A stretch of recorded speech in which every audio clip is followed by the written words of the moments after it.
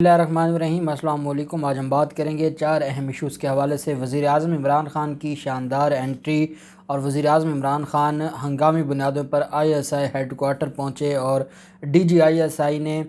پراتفاق استقبال کیا، اور میں سمجھتا ہوں کہ آخری امید بھی دم توڑ گئی ہے اپوزیشن کی۔ اور آج جس طریقے سے قمر باجوہ صاحب رائٹ ہینڈ تھے وزیر اعظم عمران خان پہ، اور لیفٹ پہ وزیر اعظم عمران خان کے DG ISI تھے، اہم اجلاس ہوا، اس کے اندرونی جو تفصیلات ہیں وہ میں آپ کے ساتھ شیئر کروں گا۔ اور ساتھ ہم بات کریں گے فضل الرحمان نے پاک فوج کے حوالے سے ایک اور بیانیہ دیا ہے اور الیکشن کمیشن کے خلاف سٹیٹمنٹ دی ہے، اور یہ پہلی بار ہے کہ PDM سربراہ نے الیکشن کمیشن کے خلاف اتنی کھل کر سٹیٹمنٹ دی ہے۔ دوسری طرف فضل الرحمان کو لانگ مارچ سے پہلے ہی پہلی قسط جاری کر دی ہے، اور فضل الرحمان کے گھر پر گفٹ پہنچ چکا ہے نواز شریف کا، اور یہ لانگ مارچ کی پہلی قسط ہے جو جاری کی گئی ہے، وہ بھی میں آپ کے ساتھ شیئر کروں گا۔ پہلے میں آپ کو بتاتا چلوں کہ جو معاملہ ہے، اور یہ اہم چیز ہے، جو ثاقب نثار کو دوبارہ طلب کیا گیا ہے عمران خان کے اقتدار میں آنے کے لیے راہ ہموار کرنے کا یہ الزام ہے، اور رانا تنویر نے پہلے طلب کیا ہوا تھا، اور اب دوبارہ جو قائمہ کمیٹی ہے انہوں نے طلب کر لیا ہے ثاقب نثار کو۔ جاوید ہاشمی کو طلب کیا ہوا تھا، جاوید ہاشمی سے تفصیلات لیں کہ کس طریقے سے ثاقب نثار وزیر اعظم عمران خان کی راہ ہموار کر رہے تھے۔ یہ ایک اتنے ذہنی مفلوج لوگ ہیں جو آج اسمبلی کو اپنے مقاصد کے لیے استعمال کر رہے ہیں، اور اب یہ ایک نیا انہوں نے پنڈورا باکس کھول دے، اس کے اوپر بھی میں بات کروں گا۔ پہلے میں آپ کو بتاتا چلوں کہ سانحہ مری کی تحقیقات کے حوالے سے اہم چیز سامنے آئی ہے، اور سانحہ مری کی تحقیقات کے حوالے سے اور ذمہ داروں کے خلاف کارروائی کے حوالے سے ایک درخواست دائر کی گئی تھی اسلام آباد ہائی کورٹ میں۔ مری کے رہائشی حماد عباسی نے دانش اشراق عباسی ایڈوکیٹ کے ذریعے یہ درخواست اسلام آباد ہائی کورٹ میں دائر کی تھی، اور اس پر چیف جسٹس اطہر من اللہ صاحب صبح آج کریں گے، سماعت کریں گے۔ درخواست میں یہ استدعا کی گئی تھی کہ سانحہ مری کے تمام ذمہ داران کے خلاف کارروائی کی جائے، ساتھ یہ بھی کہا گیا تھا کہ جو مجرمانہ غفلت کرنے والے ہیں ان کے خلاف بھی کارروائی کی جائے۔ سانحہ مری میں جاں بحق ASI نوید کے اہل خانہ نے اعلیٰ حکام کو آگاہ کیا تھا کہ اس طریقے سے ہمارے جو بچے ہیں یا ہماری جو فیملی ہے وہ مشکل میں ہے، لیکن اس کے باوجود کوئی کارروائی نہ ہوئی، کوئی ایکشن نہ لیا گیا، اور کہا گیا کہ 25,000 سیاحوں کی گنجائش والے مری میں 1 لاکھ سے زائد گاڑیوں کو داخلے کی اجازت کیوں دی گئی؟ تمام اعلیٰ حکام کا ایکشن نہ لینا مجرمانہ غفلت ظاہر کرتا ہے، اور انہوں نے کہا کہ کس طریقے سے 23 زندگیاں نگل گیا یہ سانحہ، اور اس کے بعد جو وہاں پر چیزیں ہیں ان کو دیکھا جائے اور ان کے خلاف کارروائی کی جائے۔ اب دیکھنا تو یہ ہے کہ یہ جو ایک اہم درخواست دائر کی گئی اسلام آباد ہائی کورٹ میں، اس اہم درخواست کے ساتھ جہاں انتظامیہ کے خلاف کارروائی کی جائے، وہیں پہ یہ بھی دیکھا جائے کہ جو یہ الزامات ہیں، اور وہ مری میں جو ہوٹل مافیا ہے ان کے خلاف الزامات ہیں، اس پر بھی اسلام آباد ہائی کورٹ کو دیکھنا ہوگا، اور جب تک کوئی سخت ایکشن نہیں لیا جاتا اور چیک اینڈ بیلنس نہیں ہوگا، اور یہ انتظامیہ کی ناکامی ہے کیونکہ انتظامیہ کا چیک اینڈ بیلنس نہیں ہے وہاں پر، جس کا جو منہ آتا ہے اور وہ ریٹ لگا دیتا ہے، چیزوں کے جو ریٹس وہاں پر اتنی مہنگائی ہے، اور یہ مری کے لوگ نہیں ہیں، یہ آس پاس ادھر ادھر کے مری کے مختلف علاقوں سے لوگ وہاں پر مافیاز ہیں جو بزنس کر رہے ہیں، اور وہ بزنس کے نام پر عوام کو لوٹ رہے ہیں۔ حالانکہ جو مری کے وہاں کے رہنے والے باسی ہیں، انہوں نے کئی سیاح ہیں وہ یہ بھی بتاتے ہیں کہ ساری رات وہ وہاں پر لوگوں کی مدد کرتے رہے، اور کئی لوگوں نے وہاں پر جو سہولیات دیں، اپنے گھروں سے سامان اٹھا کے کئیوں نے اپنے گھروں میں پناہ دی، تو یہ بھی اچھی چیزیں ہیں، اور ہمیں ایک علاقے کے حوالے سے نفرت نہیں پھیلانی چاہیے، بلکہ ہمیں اسپیسیفک جو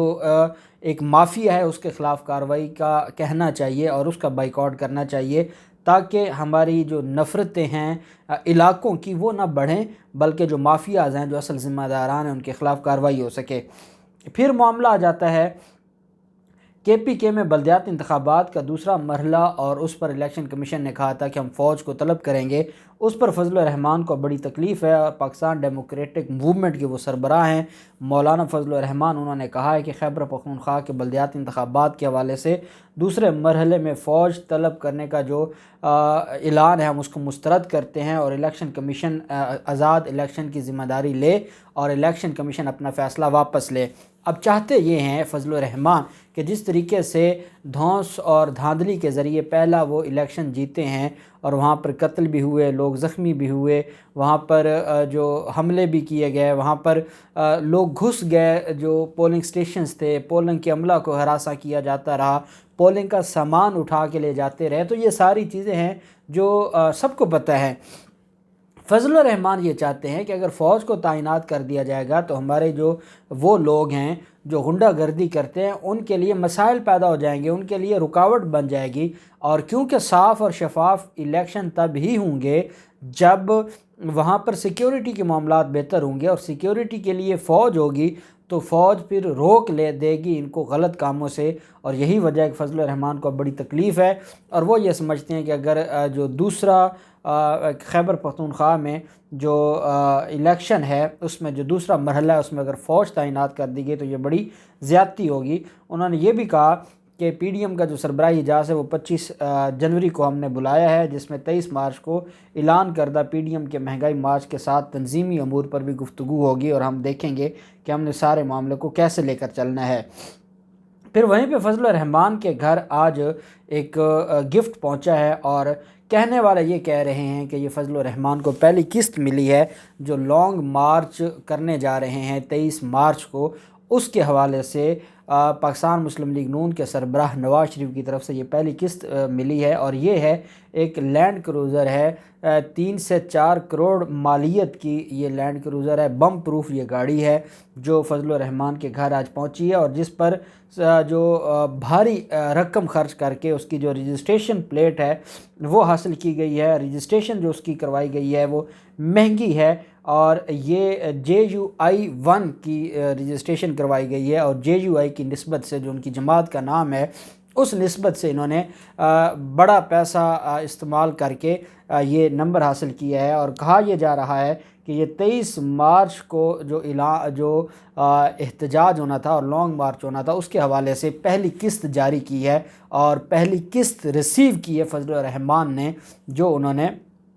اس قوم کے لیے، اس قوم کی خدمت کرنی ہے اور نواز شریف کے لیے راہ ہموار کرنی ہے، اس کی پہلی قسط جاری ہوئی ہے۔ پھر معاملہ آ جاتا ہے عمران خان کو اقتدار میں لانے کا، اور یہ الزام لگایا جا رہا ہے مسلم لیگ نون کی طرف سے کہ عمران خان کو اقتدار میں لانے والا ثاقب نثار تھا۔ قائمہ کمیٹی برائے اطلاعات جاوید لطیف کی سربراہی میں، اور وہ چیئرمین ہے اس کمیٹی کے، انہوں نے پہلے بھی ثاقب نثار کو طلب کیا تھا، رانا شمیم کو طلب کیا تھا، آج انہوں نے ایک بار پھر کمیٹی میں پیش ہونے کا نوٹس جاری کیا ہے اور کہا ہے کہ رانا شمیم پیش ہوں۔ جاوید لطیف نے PTI کے سابق صدر جاوید ہاشمی کو بھی اجلاس میں طلب کر لیا اور انہیں نواز شریف کو ہٹانے کے حوالے سے انکشافات کی تفصیل فراہم کرنے کی ہدایت کی ہے۔ کمیٹی نے جاوید ہاشمی سے وزارت عظمیٰ کے لیے عمران خان کا راستہ ہموار کرنے کے بارے میں جو بیان تھا اس پر تفصیل مانگی ہے۔ جاوید ہاشمی سے اس سلسلہ میں ثاقب نثار کے کردار کے بارے میں بھی بیان کی تفصیل مانگی گئی ہے۔ صحافی انصار عباسی، تجزیہ کار حسن نثار اور چیئرمین پیمرا کو بھی آئندہ اجلاس میں طلب کیا گیا ہے۔ کمیٹی نے حسن نثار کے جمہوریت کا نام لینے والے کو گولی سے اڑانے کے بیان کا بھی نوٹس لے لیا ہے، اور انہوں نے کہا ہے کہ 29 دسمبر کو ثاقب نثار اور رانا شمیم کو ہم نے طلب کیا تھا، وہ پیش نہیں ہوئے۔ اب عمران خان کے اقتدار کے لیے راہ ہموار کرنے کے انکشافات کے بعد قائمہ کمیٹی میں ثاقب نثار پیش ہوں اور ان ساری باتوں کا جواب دیں۔ میرے خیال میں یہ جدھر معاملے کو لے کر جا رہے ہیں،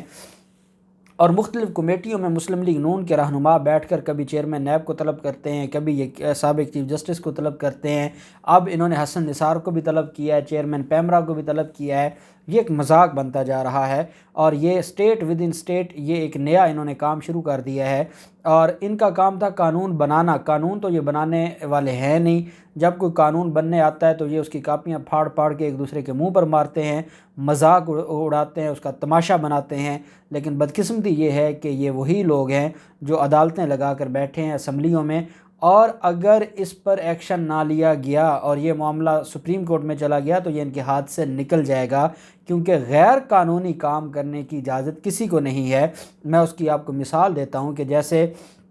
زرعی تحقیقاتی جو کونسل کے حوالے سے پاکستان زرعی تحقیقاتی کونسل کا جو معاملہ تھا، اس میں اس کی تعیناتیوں کے حوالے سے جو پبلک اکاؤنٹس کمیٹی کی ایک ذیلی کمیٹی نے اسلام آباد ہائی کورٹ کے فیصلوں کے برعکس ان لوگوں کو بحال کیا تھا جو غیر قانونی بھرتی کیے گئے تھے یوسف رضا گیلانی اور خورشید شاہ کی طرف سے، تو اس پر اسلام آباد ہائی کورٹ نے بڑا ایکشن لیا تھا اور اسلام آباد ہائی کورٹ نے کہا تھا یہ آپ نے کیسے کیا ہے، تو ایکشن ہو جانا ہے اور پھر ان کے ہاتھ کچھ نہیں آئے گا، اور پھر یہ کہتے ہیں کہ جمہوریت کو خطرہ ہے اور کوئی ہماری جمہوریت پر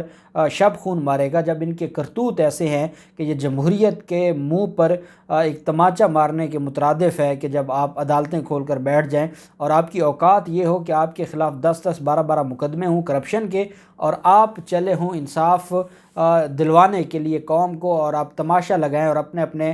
جو کرمنلز ہیں ان کو پروٹیکٹ کرنے کے لیے آپ اسمبلیوں کا فلور استعمال کریں اور بڑے عہدیداران کو بلائیں، تو یہ مذاق بن گیا اور اس مذاق کو اب بند ہونا چاہیے۔ وزیر اعظم عمران خان آج آرمی چیف کے ہمراہ D G I S I کے ساتھ ملنے کے لیے I S I had quarter پہنچے ہیں، اور جب سے نئے D G I S I آئے ہیں لیفٹیننٹ جنرل ندیم احمد انجم، یہ وزیر اعظم عمران خان کا پہلا دورہ ہے، اور جو لوگ یہ امیدیں لگا کر بیٹھے تھے اور جو لفافہ خور یہ افواہیں پھیلا رہے تھے کہ نئے D G I S I کے ساتھ وزیر اعظم عمران خان کے حالات ٹھیک نہیں ہیں، ان کے تعلقات ٹھیک نہیں ہیں اور وہ کسی بھی صورت میں اکٹھے نہیں چل سکتے، وزیر اعظم عمران خان نے جو D G I S I کی تقرری کے حوالے سے جو کچھ کیا اس کے بعد فوج عمران خان سے دور ہو گئی ہے، اس دن D G I S P R نے اس بات کو رد کیا، اور آج وزیر اعظم عمران خان کے ہمراہ آرمی چیف کا I S I had quarter آنا، اور وہاں پر جو پہلے بھی D G I S I سابقہ تھے فیض حمید، وہ بھی بڑا استقبال کرتے تھے، لیکن جو آج جنرل ندیم احمد انجم نے استقبال کیا ہے اور جس طریقے سے وزیر اعظم عمران خان کو انہوں نے خوش آمدید کہا ہے، اور پھر وہاں پر نہ صرف سیاسی، معاشی اور قومی سلامتی کے جو معاملات ہیں وہ ڈسکس ہوئے ہیں، اور وزیر اعظم عمران خان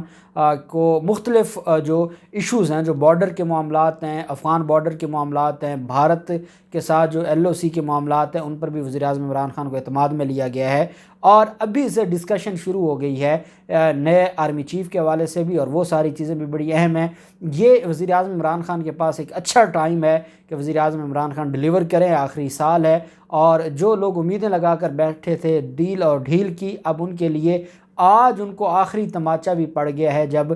دو بڑے اداروں کے سربراہ وزیر اعظم عمران خان کے شانہ بشانہ کھڑے تھے اور وزیر اعظم عمران خان پر اعتماد کر رہے تھے، اور آج ان کی امیدیں بھی ٹوٹ گئی ہیں۔ اللہ پاک پاکستان کا حامی و ناصر ہو۔ بہت شکریہ۔ اللہ حافظ۔ پاکستان زندہ باد۔